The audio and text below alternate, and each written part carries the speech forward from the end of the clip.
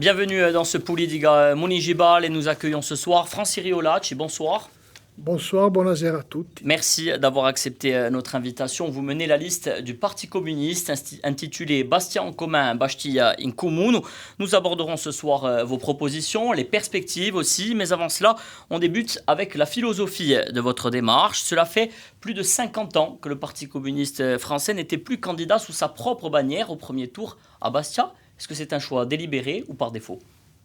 Notre objectif politique, c'est toujours de construire un rassemblement pour renouer avec une politique de gauche à Bastia. Vous l'avez dit, pendant plusieurs décennies, le Parti communiste a été associé à une gestion municipale de gauche qui a apporté de profondes transformations à Bastia, qui a fait prévaloir des politiques publiques de justice sociale, de progrès, de développement culturel.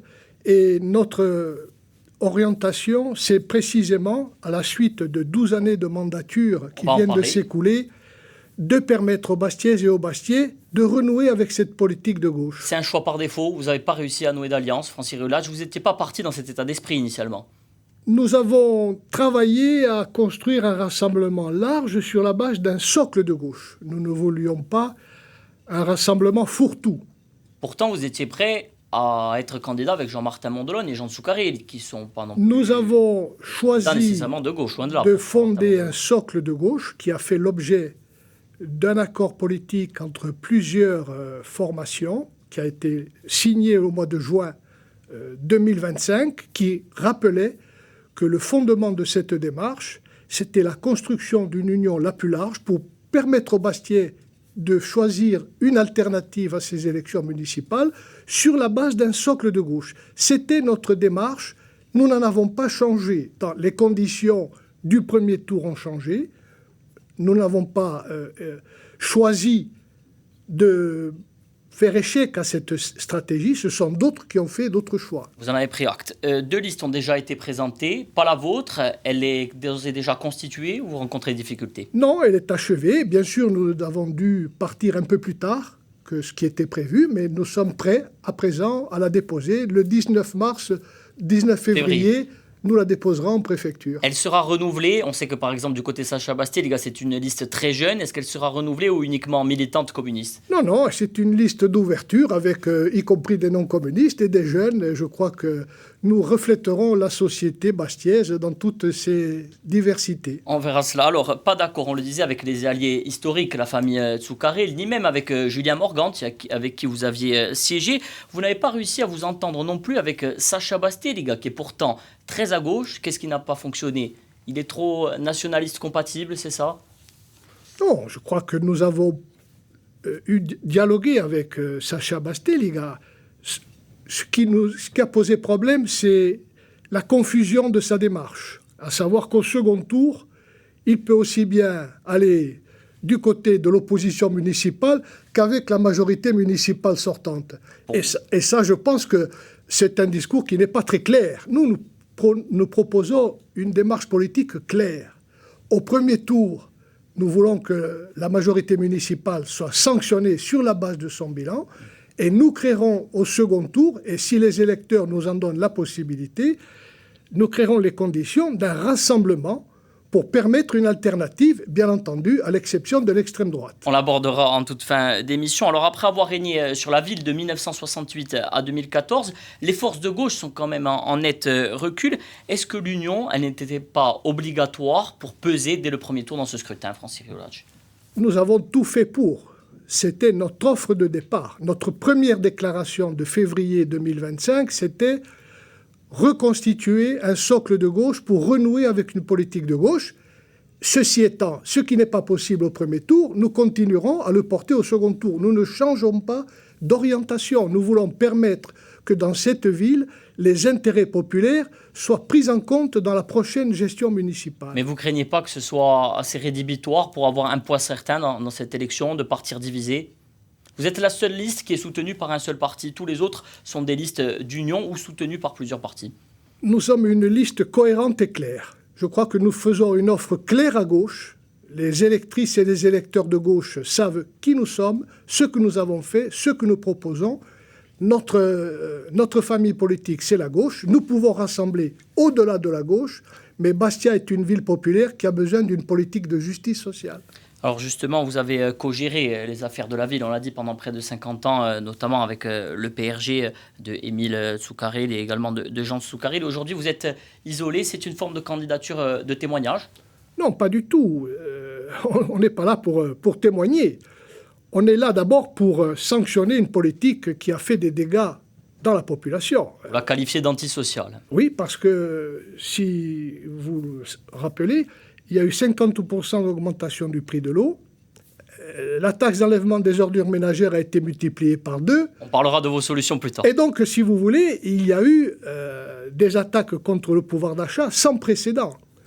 Donc, nous sommes une liste qui voulons que la prochaine mandature soit marquée par une politique sociale très forte. Et nous proposons un bouclier social pour les Bastiais qui souffrent le plus. Francis Riolacci, vous avez été adjoint d'Émile Tsoukaril de 1995 à 2014. Vous aviez la délégation des affaires culturelles. Vous avez milité une vie durant au Parti communiste et vous conduisez cette liste. Ça veut dire quoi? Il n'y a pas de renouvellement au Parti communiste? Il n'y a pas de visage nouveau qui émerge pour porter une liste à Bastia? Nous avons décidé d'engager la campagne électorale dans des conditions politiques compliquées, à très peu de temps du premier tour. Vous aviez officialisé la démarche à la fin du mois de décembre. Donc mes camarades ont pensé que je pouvais, dans ces circonstances compliquées, le mieux porter cette liste pour à la fois témoigner de notre engagement permanent au service des Bastiais et faire cette offre politique de gauche. Le renouvellement, ça existe bien, c'est du Parti communiste, vous nous confirmez? Il vient, vous inquiétez pas. Allez, on va aborder désormais vos propositions, Francis Riolacci, si vous le voulez bien. On l'a un petit peu abordé, justement défleuré. Elles sont sans surprise vos propositions très sociales, très à gauche. Vous souhaitez tout d'abord construire en urgence 1500 logements HLM. Depuis 50 ans, c'est Bastia qui a principalement porté les logements HLM en Haute-Corse. 2 tiers des logements HLM de la Haute-Corse sont situés à Bastia. Est-ce que c'est encore le rôle de Bastia? Le rôle d'une municipalité, c'est d'assurer le droit au logement pour tous. Nous sommes une ville où 23% de la population est en situation de précarité. Et il y a plus de 25% de logements sociaux sur l'ensemble de la ville. Et plus de la moitié de la population gagne moins de 1500 € par mois. Il y a actuellement près de 2000 demandes de logements HLM insatisfaites. Il y a une crise du logement sans précédent. Les jeunes ne peuvent plus se loger. Donc, le devoir d'une municipalité, c'est de permettre aux Bastiaises et aux Bastiais de pouvoir se loger dans des conditions socialement acceptables et dignes. Et par conséquent, nous faisons la proposition que ce bouclier social commence par offrir ce droit au logement par la construction de 1500 logements sociaux. D'ailleurs, nous n'inventons rien. Si nous prenons le plan local de l'habitat qui a été établi par la CAB, dans la mandature précédente, il y a plus de 2000...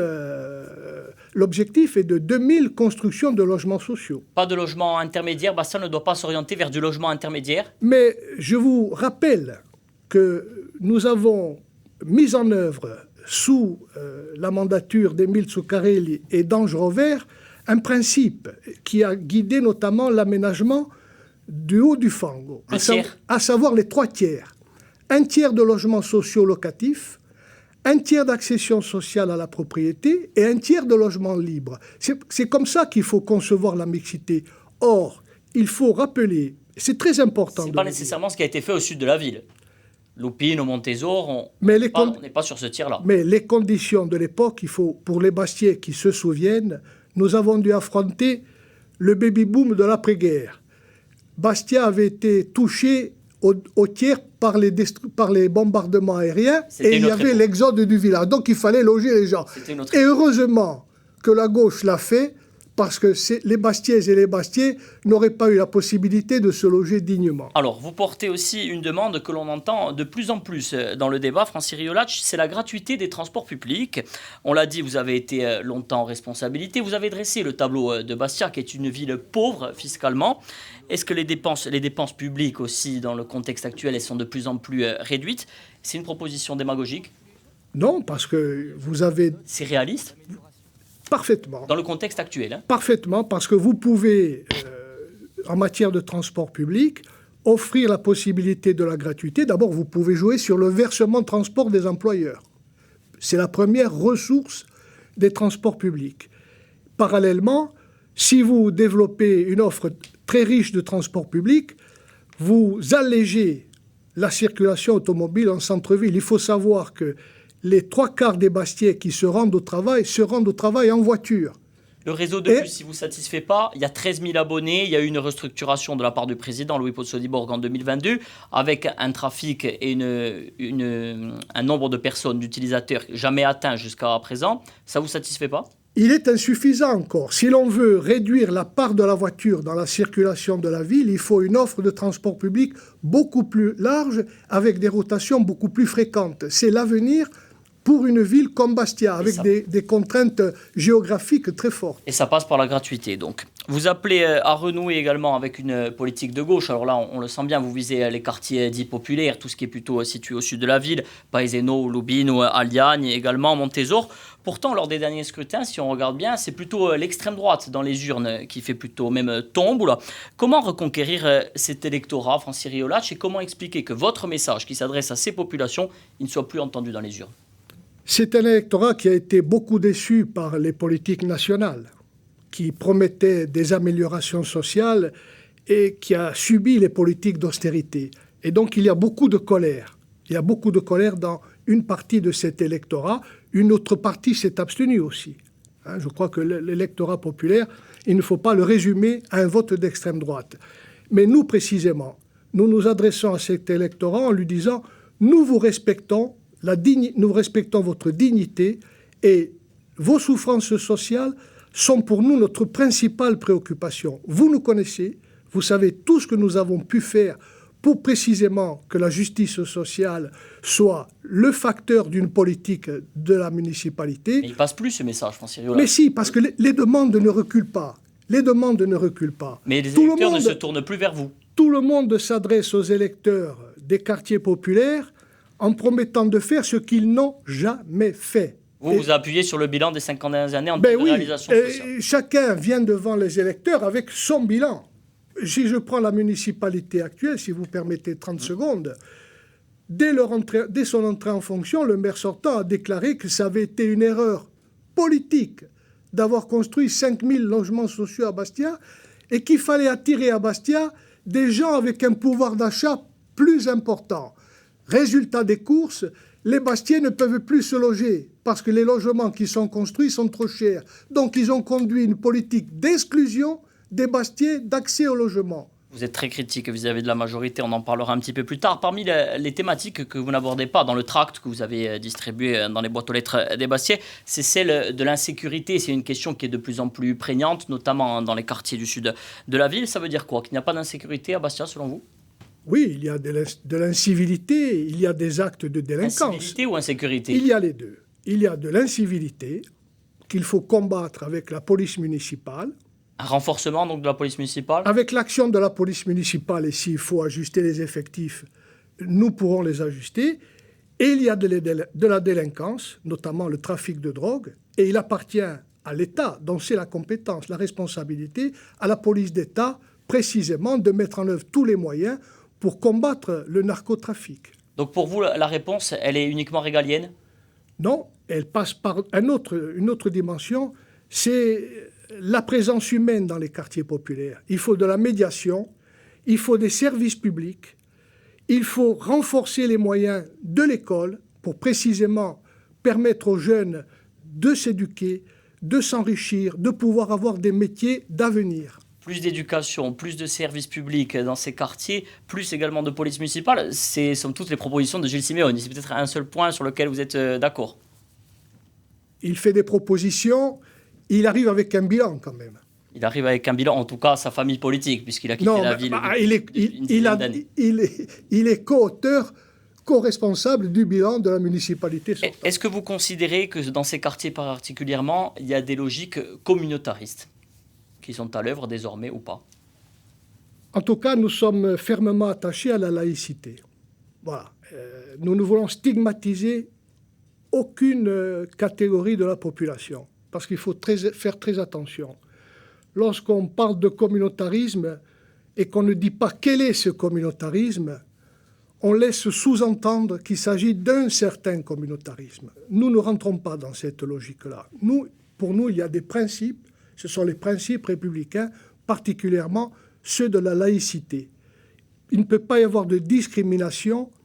À l'inverse, la laïcité doit être respectée par tout le monde. Alors, il y a un autre thème qui est absent pour le moment de vos premières propositions, de votre tract, c'est celui du nouveau port, dit de la carbonise. En tout cas, c'était la proposition que faisait Émile Tsoukaris à l'époque. Vous y avez renoncé à ce nouveau port? Non, nous n'avons pas renoncé au projet qui ne dépend pas de la commune, puisque c'est une compétence régionale. Mais le maire peut être proactif sur ce sujet-là. Le maire précédent ou actuel a été totalement absent. Il est en attente d'études. Oui, mais ça fait 10 ans qu'on attend les études et pendant ce temps, Bastia prend beaucoup de retard. Nous sommes sur le principe toujours favorables à ce qu'un nouveau port soit construit à la Carbonite. Au sud de la ville, donc. Qu'on l'appelle Portonneau ou port de la Carbonite, c'est à la Carbonite. Il n'y a pas d'autre endroit pour le faire. Nous sommes toujours favorables à ça. Donc il y a un recalibrage. Gilles Simon avait un projet un petit peu à la baisse. S'il y a des études qui montrent que ce calibrage suffit, on ne va pas remettre en cause les études. Ce qui compte, le plus important, il y a deux aspects importants. Le premier, c'est d'avoir un port sûr, car le port actuel est en situation dérogatoire. Il faut un port moderne, un port propre. Et ça, dans la situation actuelle, c'est beaucoup plus difficile. Et pour cela, il faut de l'argent aussi, Francis. Et enfin, vous me permettez de continuer, la construction de ce port va permettre de rééquilibrer le centre-ville avec le sud. Nous allons pouvoir développer une activité économique importante dans le sud de la ville qui fera que ces quartiers seront beaucoup moins isolés par rapport au centre-ville. Donc il y a plusieurs dimensions dans ce projet. Mais on finance tout ça avec quel argent? Écoutez, il y a... On parle d'un projet autour d'1 milliard d'euros, à minima. Oui, mais c'est un projet du siècle. C'est un projet du siècle. Mais dans le contexte régional et national, ça semble difficile. Dans le contexte régional et national, il faut se battre pour obtenir les crédits et ne pas s'abstenir sur les motions de censure du budget du gouvernement, comme les députés nationalistes l'ont fait, si vous permettez, je finis, parce que ce budget réduit les moyens des collectivités. Alors évidemment, à partir de ce moment-là, on se réfugie derrière la baisse des crédits. Vous seriez favorable à un partenariat public-privé? Non, nous pensons qu'il doit être entièrement public. Donc 1 milliard d'euros financé par le public, c'est ce qui n'est pas acquis à l'heure actuelle. Alors vous êtes également très critique, donc on l'a entendu encore récemment, sur la majorité. Pourtant, il y a des réalisations qui ont été faites. Le vieux port de Bastia, entièrement piétonisé. Le Mantinum, l'Aldilonde. Vous ne partagez pas ce constat sur des réalisations positives qui peuvent changer en partie la ville?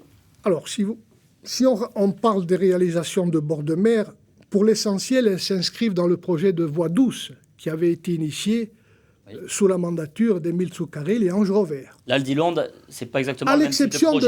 À l'exception de l'Aldilonde, et je le reconnais bien volontiers, en notant toutefois qu'il est passé de 4 millions à 12 millions d'euros. Mais bon, ceci étant, il n'y a pas de raison de le contester. Mais pour l'essentiel, cette municipalité n'a pas engagé Bastia dans des projets structurants qui lui permettent de s'inscrire dans l'avenir. Parce que Bastia est victime d'un déclassement administratif et d'un déclassement politique.